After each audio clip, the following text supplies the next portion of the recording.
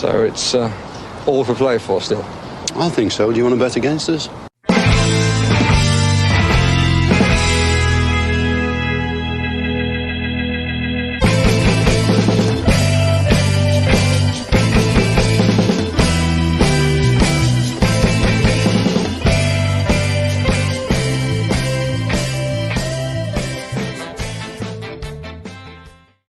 Hello, everybody, and welcome to For the Love of Paul McGrath podcast for the dress rehearsal, I think it's fair to say, for the Premier League season, which starts this day next week. And isn't long coming around again, Paddy, is it? Once the whole thing shuts down. And I suppose maybe the Euros was why it feels like it was only yesterday that we were talking about Villa, but it's back around again. And this day next week, we'll have that nervous pang in the stomach, and we'll be wondering which claret and blue fans will be shouting and screaming the loudest come the end of 90 minutes. But we have to get over Dortmund first. Yeah, and as you say, it comes around quickly. I don't think it comes around quick enough, because there's nothing worse than watching Euros and an Olympics and everything else, and you're just craving for your love, which is Aston Villa. You mentioned dress rehearsal there for next weekend. I actually think this is a dress rehearsal for what's coming in September. And our Champions League football, we're wearing that lovely patch on your sleeve there, playing in all of these places around Europe. And who knows, we might end up back in Dortmund again. You never know. But there's a lot of people out there. They look like they're having great fun. Good few friends of ours out there. A lot of Irish villains out there. If you come across them, say hello. Approach with care. Approach with care. Well, I understand a number of them were in bed early last night because they were just finished.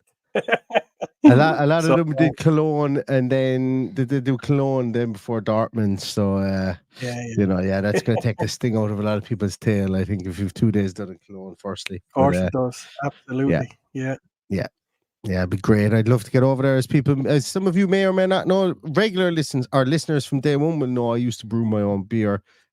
That knocked in the head, and I used to love to brew Kolsch.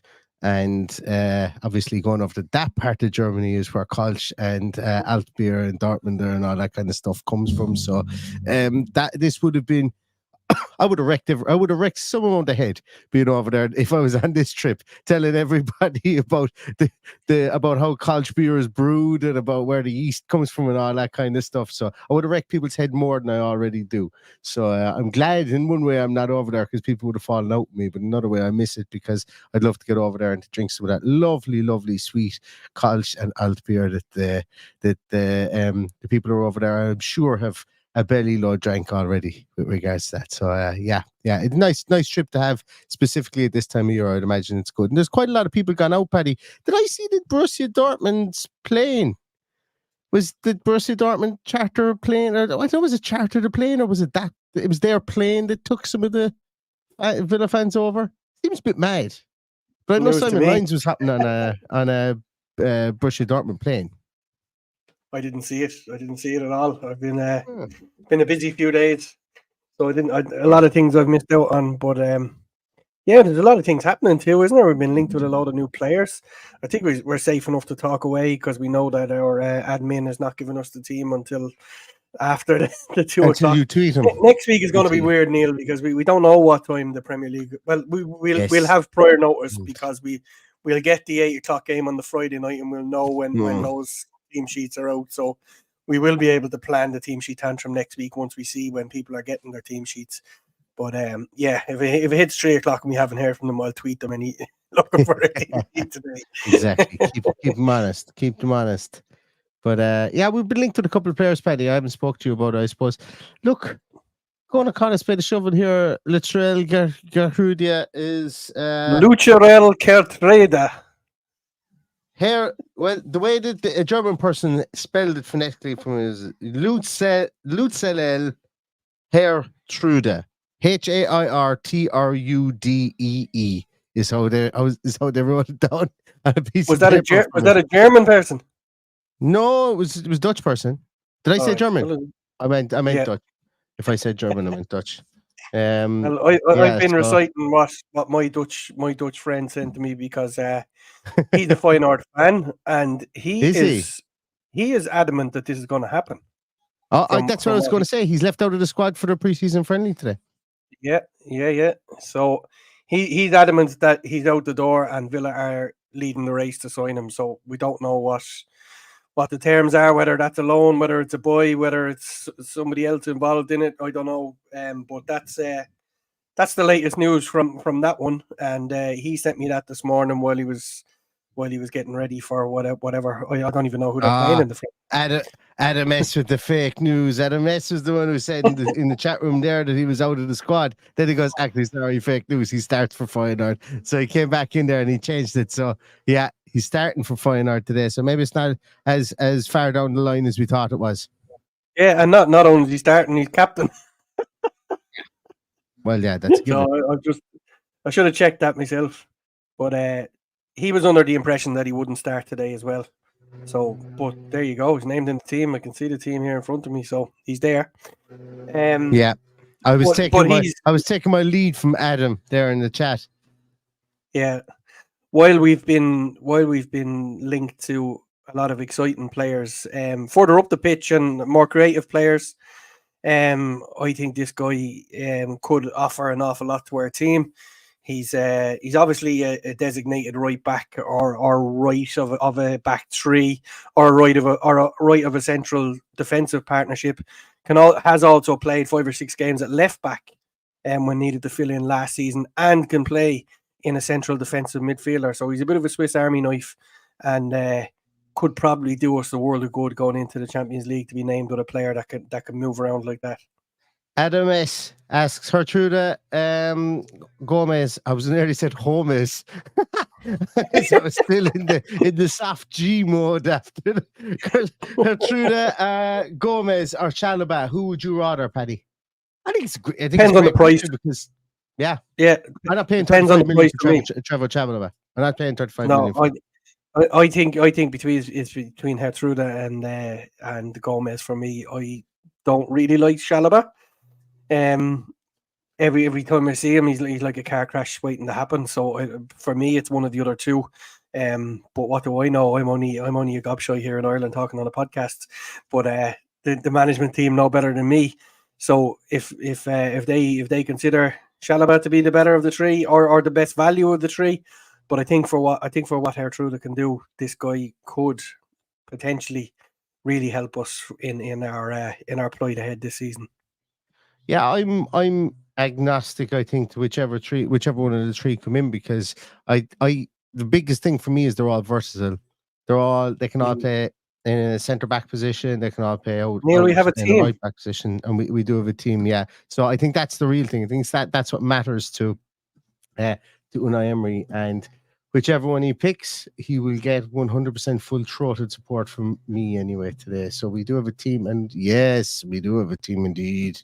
Indeed. I turned into Jeremy Clarkson there for a minute there. Indeed. So we have Martinez in goals. Ned, Kanza, Pau, Dina, Onana, Tielemans, McGinn, Ramsey, Philogene, and Rogers. With the bench being made up of Gauchi, Wright, Barkley, Buendia, Alex Moreno, Illing Jr., Barnechea, Matson, Bailey, Dendonker, Archer, Sprinkles, Bogard. I know why you slowed down there, because you realised Ollie Watkins isn't on the bench either, didn't you? Well, I realised Ollie Watkins wasn't on the bench when I started reading Gauchi. Yeah, no Ollie Watkins on the bench. And plus, it's also on the right-hand side there. Where's Ollie? Yeah, no Ollie Watkins on the bench. Which is interesting. Yeah.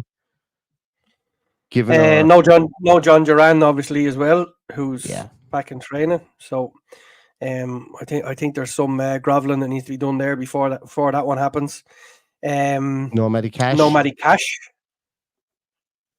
Anyone else we're missing? No Ollie Ziyech. No Ollie Ziyech. No Diego Carlos. Not surprising. I think Diego Carlos will be hitting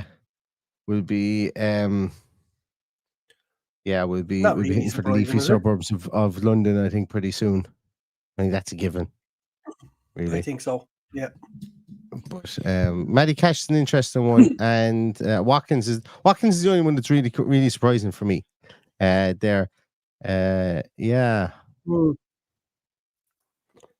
Well, we know he's back training. That's what the surprising is. Does he have a knock Is he carrying something from the Euros? I'm not sure. Oh yeah, Someone suggested there he's being rested, possibly. We do know unofficially that there's a behind closed doors friendly on Wednesday, which is always the case before the season starts. That could be against anybody. You've absolutely no idea. That's always the way it is. So there is another game there that we won't see. That will probably see the starting team on Saturday play together in full for the first time. So that could be when Ollie Watkins makes his comeback, whatever it is. I think it's Tuesday or Wednesday. So we'll look. We won't lose too much sleep, but no doubt one of the great journalists that follow Aston Villa will ask the question, and some of them won't bother. But we look forward to hearing. I think for Ollie Watkins, everyone's asking the question about Ollie Watkins.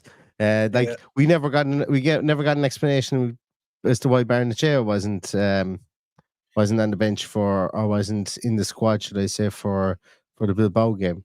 But he's there today, which is great. So it's much ado about nothing. And I presume, and look, we're not panicking here about Ollie Watkins. It's just strange. It's just strange that we would have going into the season without him playing any of the preseason games. But then again, he was at Euros for until up to 4.5 weeks ago. So he's I'm sure it's not like he's come back unfit or anything like that. So we will see, and all will be revealed pretty soon. Matt Hanlon says, points, drive it. Two things that you should never do at the same time, but I think I get it. Points, and you are driving, Matt. So thank you so much. I really appreciate that. And as I say, Matt, you're the patron saint nearly of this podcast. So thank you so much as always. No points while driving. Definitely, definitely not. Don't condone that. But so look, that team is interesting. Like, if that team was to go out and start against West Ham, I have absolutely no problem with it. Matty Cash is going to be an interesting piece. Yeah, I personally think that other than the two full back positions, that this is the best team we have available. It's debatable whether Bailey in there. Well, they can't go fully changing everything up when they need to. So we'll just have to wait and see what they decide to do. But like that's near enough what you would expect. I'm expecting to see the two boys anchoring the midfield. I'm expecting it to change up around the box.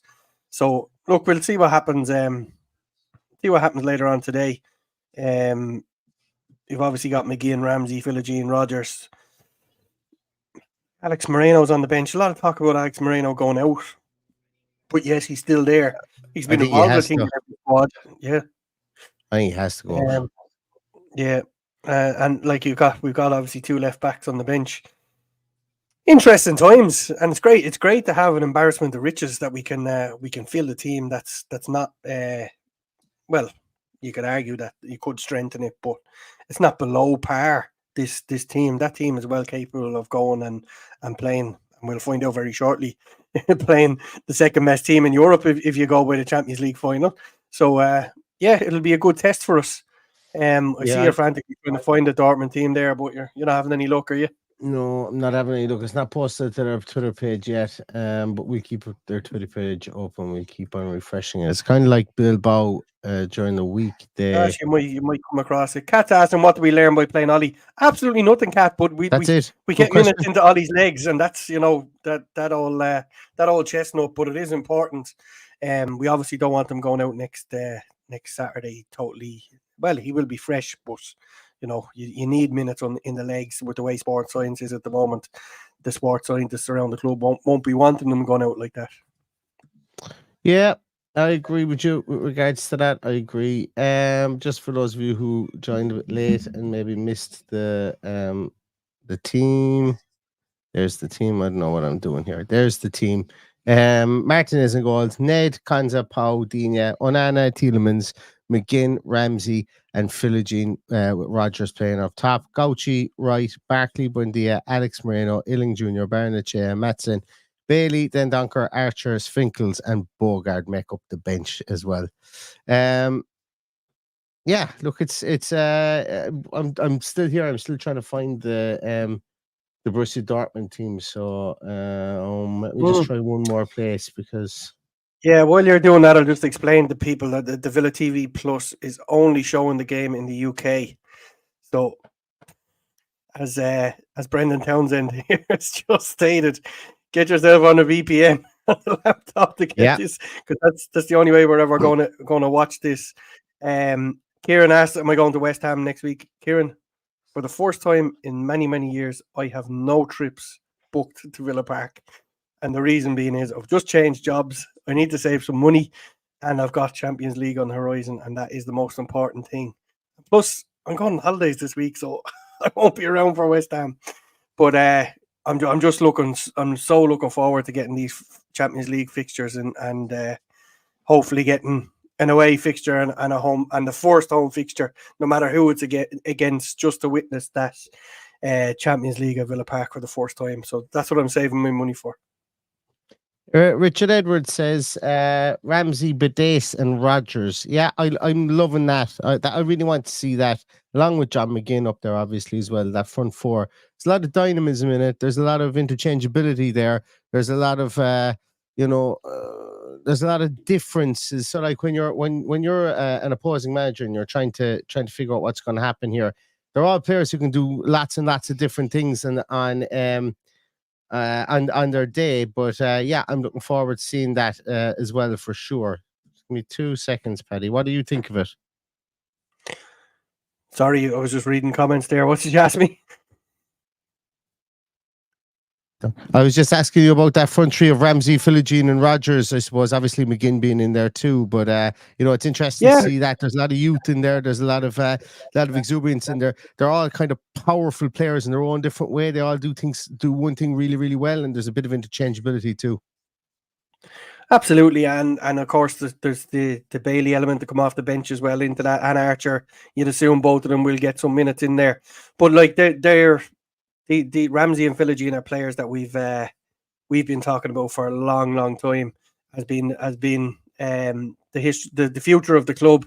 Then Philogene left and come back, and everyone is very excited by how he's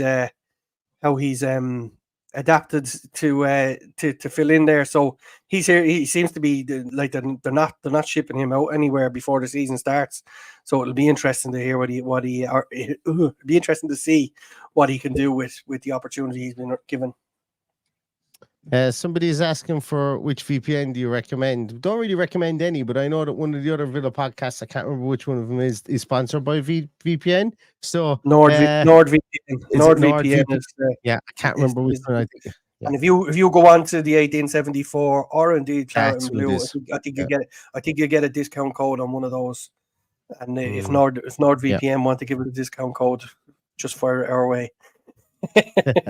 Absolutely. Yeah, absolutely. I'm still trying to find the Borussia Dortmund team, guys. They don't have it up on their Twitter yet, so and I'm not seeing it anywhere on Twitter. It's not on any of the other bits and pieces that you normally look for there. But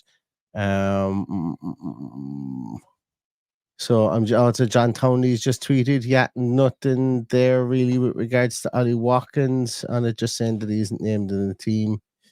No more information on that. Doesn't seem. Yeah, so can't get you the Dortmund team as of yet. I don't think I'm going to be able to get it for you guys either. If any of you guys come across it, please let me know, because it ain't on their Twitter, and it ain't on their website either. So and it ain't on FootMob, it ain't on Flash Score, it's not on SofaScore, it's not on any of the betting sites. So I don't know where to find it. Maybe they haven't announced it. Very strange. Yeah. Mind Games, the dummy team. Mind Games. That's what this is. Interesting. Adam S is saying apparently there's a behind the closed doors game on Wednesday. Watkins will be playing in that. Yeah, Paddy mentioned that as well. You know, there is a behind the closed doors game on Wednesday as well. Obviously, we're not going to get to see that. No amount of VPNs in the world are going to get you that game either, I don't think. So that one's going to have to be wait and see what the people who are actually there and some reporters come back with. But that's going to be an interesting one as well. Do you know who it's against, Paddy? No idea. Yeah. It's I remember a few yeah, years ago, we our last one was behind closed doors against Man United in those awful zebra stripes. Do you remember them? I do. Yeah. And they, we beat Man United and then started the season abysmally. But anyway, there you go. Yeah. Richard Edwards is asking, is Enzo be injured? No, he's named on the bench, On the bench. today. Yeah. On the bench, yeah. No reasoning as to why he wasn't there against Bilbao. No idea. And John Steele comes in and asks, any truth to the Archer to Bournemouth rumours? I'm going to start at this one, Paddy. I think there's an absolute ton of truth in that. I think so too. I think there is lots of truth to it, and I think we will see, if there is to be truth to it, I think we will see movement very soon. Especially seeing as they now need a striker. He's obviously not a similar striker to Dominic Solanke, but a team like Bournemouth are managed very, very well. Yeah, and I've no doubt that they could incorporate a striker like Cameron Archer into it. And I would imagine that it was just a question of getting Solanke out the door and then seeing where they go from there. But there's a week to go. You'd expect in the next few days we're going to see some serious movement before everything settles down, before the season starts. And when I say settle down, I mean there won't be furious movement from us because we've the bulk of our business done, but there will still be movement right up to the transfer deadline day. Like if we sell Carlos, replacement, there's going to be a replacement coming in for Archer or Duran. So I think, and I think we'll get our, we look after ourselves first before we start selling players. Mm-hmm. So the Archer one, well, I think like we might hear more about the Archer stuff, but I don't expect him gone today, tomorrow, or the day after. Like, I expect us to get our business done first and then let him go, because a lot of people feel that maybe clubs are rushing to get to the first day of the season. But realistically speaking, you bring somebody in on Tuesday next week, they're not going to play a massive part in that first game of the season. So what you have today is what you have, really. For the first day of the season. So anybody who comes in helps you obviously for games after that, but what you have is what you have now, I think. Yeah. I think it's a case as well is that they're still trying to decipher what's happening with John Duran. So that's going to tell a big tale of what we do up top in the next few days, I'd imagine. If his heart's in it, he may be given another chance. If his heart is not in it, then we'll just have to wait and see. Adam S has redeemed himself for the fake news about Gertrude earlier on. He's on the ball today, asking great questions as well. He says that we've got, this is the Dortmund team, Kobel, Koto, Anton, Sule, Schlotterbeck, Gross, Emre Can, Julian Brandt, Marcel Sabitzer, Gittins, if I'm not mistaken, I think he's English. If I'm not mistaken, I could be sadly mistaken on that one. And then Adeyemi up top. So they've gone strong. They've gone strong, and they've got we're going to see that right back that they brought in, Couto from Girona. Well, I suppose really from Man City, but I've been playing with Girona. Really, really nice player. Anton is a really good defensive player. Sule and Schlotterbeck. I think the two of those have quite a few German caps as well. Pascal Gross, that we know from his time at Brighton. Emre Can, that we know from his time at Liverpool. Julian Brandt, Sabitzer, that was instrumental in them getting to the Champions League final last year, and obviously was playing with Manchester United recently. And then Adeyemi is a hot shot, and so is Gittins. They're two young hot talents that that are known all over Europe. So they've not exactly saved any horses, for this game. So this is going to be a really, really good test. Really good. Yeah, I'm looking forward to seeing Gittins. If in fact that is the team, it could be copied and pasted from somewhere. I don't know. Adam has wound us up already today, so we'll have to wait and see. No, I've got faith in Adam after that one. He's redeemed himself. He has a good. He's a couple of years under his belt at Borussia Dortmund, and over 40 games played. I haven't seen too much of him. Obviously London born. Was in Chelsea in the youth. Was in. It is the team. Definitely the team. Yeah, it is. Chelsea and Manchester City under his belt as well. So, yeah. Can you scroll in and see the subs? See who I can read there. So we've got Meyer, and this is where John Duran has gone, because they've got Duranville. They've just changed his name. He's there, number 16 for Dortmund. Bene Sabani, Mokoku, Ozcan, Malin, Reina, Paris Brunner, Mcheka, Emet. That guy that we used to play with Man City as well, and Wolfsburg, Lucas. I can never pronounce his name. Number 8, that's what we call him. We've got Mane, Haller, Kabar, and Koulibaly as well. So they've got like Sebastian Haller on the bench there. They've got lots of that's a bench. That's a Champions League bench. From a strike force point of view, there you've got Donald Malin, you've got Sebastian Haller, you've got Mokoku that you can spring off the bench there, no problem. And they've also got Serge Guirassy that's injured at the moment as well, that they will be bringing into this team. So they are loaded in the striker department. Unless you say that the Felix stuff doesn't come true for Aston Villa, might be no harm to knock on Dortmund's door. There's a lot of strikers there that they could definitely knock it around in the Premier League, with Donald Malin obviously being an Arsenal graduate, so he knows the Premier League. Sebastian Haller has had time in the Premier League as well. And yeah, interesting. I wonder, will they be wearing? Looks like they'll be wearing white. Judging, I presume that's not the goalkeeper in the picture, is it? Yeah, I'd say that they will be wearing white. Yeah, maybe. Maybe unlike us, maybe they have released their away and their third kit already. Although I did see Juventus fans online for whatever reason. There's a rake of Juventus fans following me, and I seem to have followed them back on Twitter, and they're all giving out about not having a third kit and an away kit released yet, or third kit anyway for certain. So maybe it's not just us. Us. We could be in for a very interesting week in the fact that we've got West Ham next weekend, and we can't wear our home kit against West Ham. So the store is opening on Friday. The new store is opening on Friday, so ipso facto, they're going to have the away kit in there. And they're going to have it away, or a third kit, because in the past our away kit hasn't really cut it against West Ham either. So the only time we were guaranteed of playing in that third kit was West Ham and Burnley, who are no longer in the Premier Division. So it'll be interesting. And spoiler alert, the away kit is white. I don't know about the away kit, but I know the third kit is not white. So that's why I'm expecting the third kit to be what we wear next weekend. So that's going to be. Yeah, I'm saying it's white because that's what everybody else is saying. That's why I said spoiler alert. Everybody is. I have a feeling it's not going to be white, but I don't know anything about it. So, but I have. Green, I say. I have potentially seen the third kit, and it's navy. So that will be they'll be able to wear that, unless they've changed their mind on the kit that I've seen so many months ago, or the mock-up of it, or whatever it was that I saw. But yeah, it's it'll be interesting to see. Yeah, a couple of people in the comments there saying Watkins has a knee injury. I would go so far as to say if Watkins has a knee injury and Villa have known about it, considering you only came back to training on Monday, Villa would have known about it weeks ago, provided it didn't happen yesterday or the day before, which I don't think it did. Then it's criminal that Aston Villa haven't expedited a striker.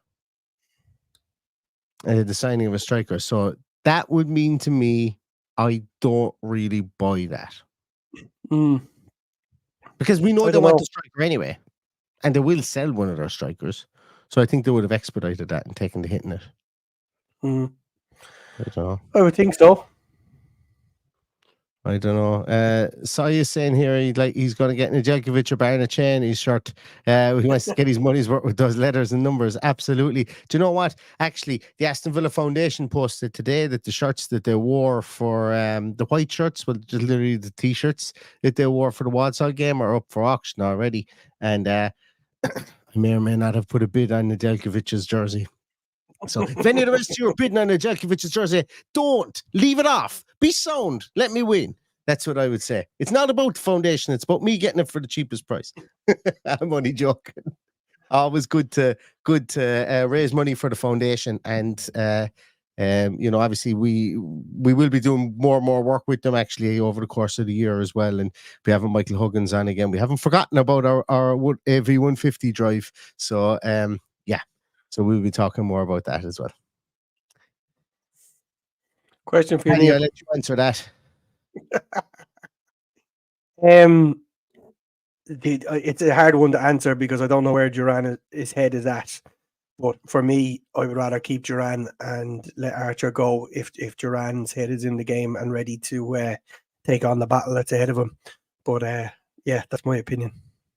I will be of the same. Look, I think I'm probably at the risk of people saying that I have an agenda against Archer, which I absolutely don't. It's just I'm just trying to be realistic with regards to it, and I'm trying to think about what the club will see is probably best for the club.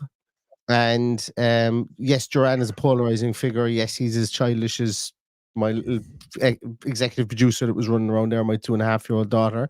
But I think the club, at the end of the day, from footballing purposes, will probably see Duran as number 2. And if we came down to, okay, well, we're not going to get the money for Duran, I think they would sell Archer. So that's just I don't like selling young kids. I don't like selling young people who've coming through the academy. I don't like selling fans of the club. I don't like it. I want to keep Cameron Archer. I'm putting myself in the shoes of the Brain Trust and saying I think that they sell Archer and will be happy.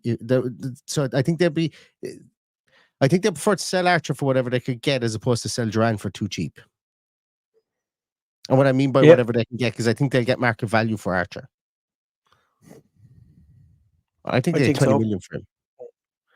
I certainly wouldn't be selling, as I said many times, any of our players for less than what we feel they're worth, considering the jiggery pokery we had to do at the end of the last financial year. So let's keep ourselves on the right tilt. And I read, I think it was Soy had it on Twitter today that Keith Wyness has said get rid of him at 20 million.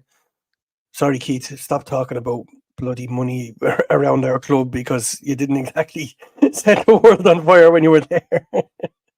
Genuinely, and I don't mean this isn't meant to be in a bad way or anything, but I thought Keith Wyness had passed away.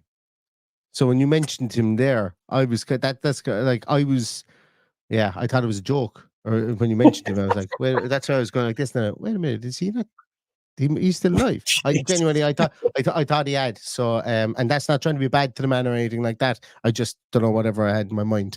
Anyway, let's get away from morbid thoughts about former CEOs of the company. No, you don't sell Duran for 20 million. You're nuts. You absolutely nuts. You know what you got. I'd let him sit in the under 23s if he's going to act the bollocks, but I certainly wouldn't be selling him for less than what we need to be recouping for him. Boggs asks, wasn't Archer a buyback? Therefore, strictly speaking, we can't sell him in this window. I think we can, because he wouldn't have played a competitive game. You can buy someone today and sell them tomorrow. That's well. Once you're doing it, they can only be registered for 3 teams in a year, if I'm not mistaken. But unless he plays next Saturday, he won't be registered with us either. So, he can absolutely go out. He hasn't played a competitive game, and there's nothing to say that we don't have him, like we loan him out to a team with an obligation to buy or something along those lines. Or there's no guarantee that we don't have a massive buyback involved with him as well, because I think the club like him, obviously. I just think he seems to be a victim of, like Aaron Ramsey was as well, a victim of this stupid FFP situation that we're in, that Chelsea and Man United don't seem to be ever falling victim of, which obviously because they've got huge revenue streams. But it's just an absolutely asinine, stupid rule. And if I was Cameron Archer wanting to be a Villa legend, I'd be spitting fucking nails at the Premier League over this stupid rule, because like this will be the second time he will likely have to be sold to facilitate FFP. And that's not fair on him either. Essentially you're playing stupid game. Not the club don't want to play stupid games with his development, but the league are forcing clubs like Villa to do that. And that's not fair. That's not fair. But anyway, I'll get off my soapbox with regards to that. I'll definitely get off my soapbox. Yes, Paddy, a couple of people asking about Craig Shakespeare. A couple of people, and we didn't pay reverence to 2 people who passed away. Bobby Thompson passed away during last week as well, and we meant to mention it in the podcast, we didn't. And obviously Craig Shakespeare as well, 2 two good Villa men, I suppose. Shakespeare would have been very, very close to Dean Smith, obviously being his assistant at Norwich and at Aston Villa as well. And Craig Shakespeare, just an absolutely wonderful footballing man. Everybody had good words to say about Craig Shakespeare, and even Jack. I think Jack Grealish put was it a poignant kind of a screenshot of a text exchange he had with Craig Shakespeare, and how Shakespeare was bigging him up, saying he was the best player that he'd ever coached and stuff like that. And you could just see that there was a warmth from him as well. So rest in peace to Craig Shakespeare, and obviously to Bobby Thompson as well. Scoring all those goals for Aston Villa back in the 70s, I think it was, Paddy, as well. Important maybe to remember. Even before then, he was in his 90s, I think. And Alan Little as well. Brian Little's brother too, passed away yesterday. So yeah. So our thoughts, obviously, and our condolences are with each and every one of them. The only one that ever crossed my path of that group was Craig Shakespeare. And while he was manager of Leicester, sat in on a coaching conference I was on. And what a guy, what an absolute gentleman. Anyone I've ever met has nothing but nice things to say about him. A really, really good guy. Gave everyone on that coaching course, even little old me, his phone number if they ever needed anything, to give him a call. It was just a bizarre situation when you got a Premier League referee giving you his phone number at the end of his presentation. But really, really genuine guy. He sat down with everybody afterwards, moved around the room, talked with everybody, and just believed that the people in that room were the future of football, and just gave his time so gracefully, and it was just fantastic. And any player who worked with him under that Dean Smith era as well will tell you what a great guy he was, including obviously Dean himself. And may he rest in peace. Absolutely, may they all rest in peace. Yeah, all that is in the sky for sure. Just going to finish in this one here. I'm going to take the bait, Greg. Greg is saying hopefully that's Cash, Duran, Watkins, and Carlos sold. Maybe you might want to take out the third guy there as well. The second top scorer in the Premier League for Aston Villa of all time. But I said I'd take the bait, Greg. I said I'd take it. Took the bait, but he said absolutely fine. I don't want him sold. I would say.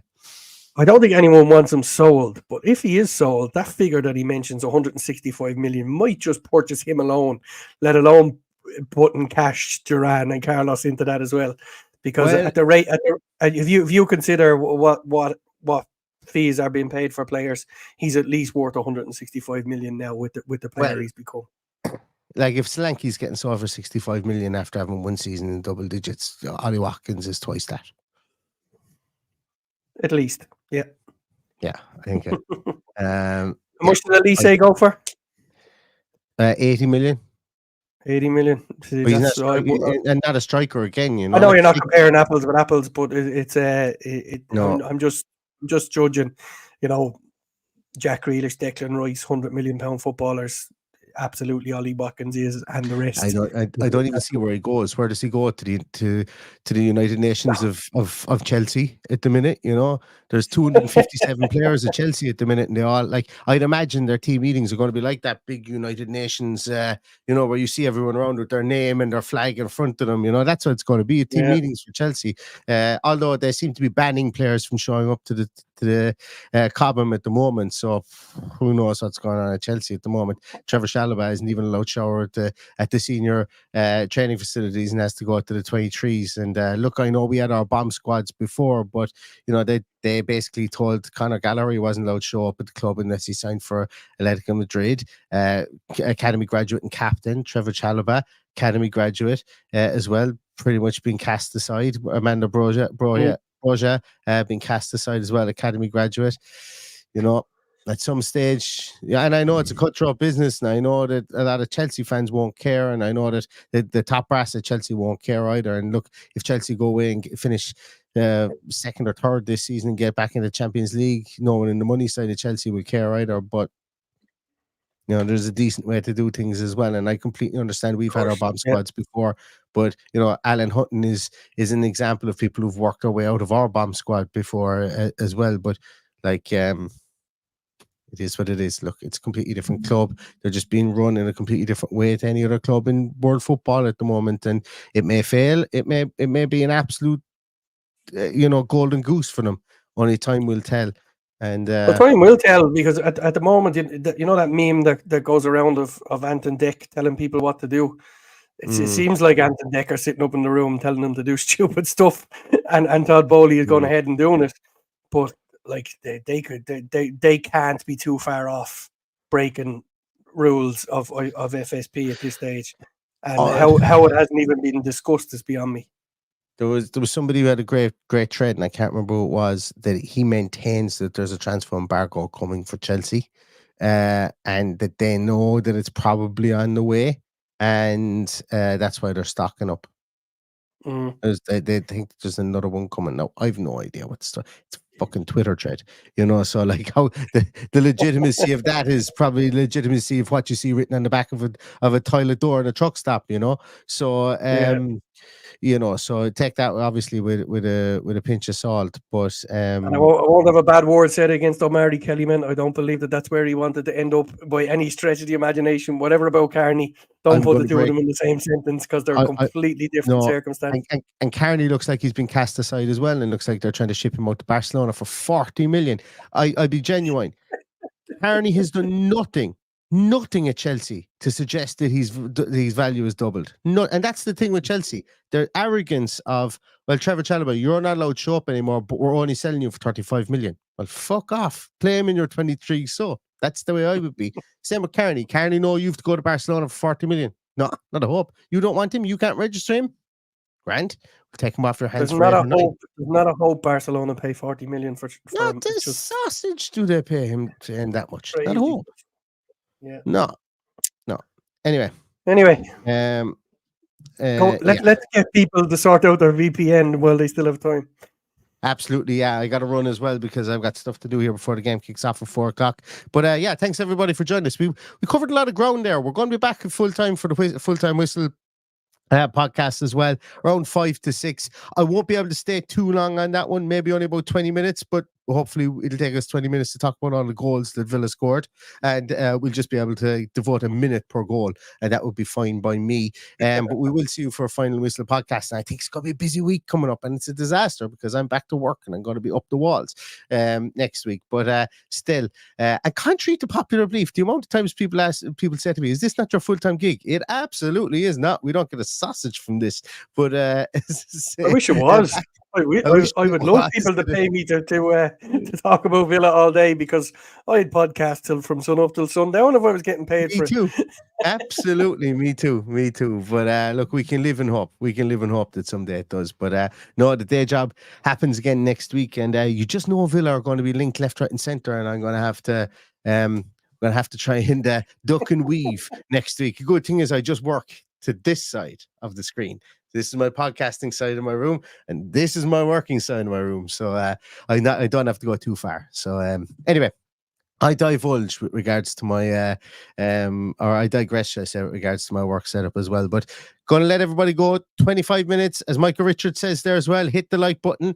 25 minutes to go to kick off. I think this is going to be a good one. I'm expecting to be a good, tough, hard game, and a right good hardener for the opening game next week. We'll see you directly after the game, and all that's left to say is up the Villa. Up the Villa.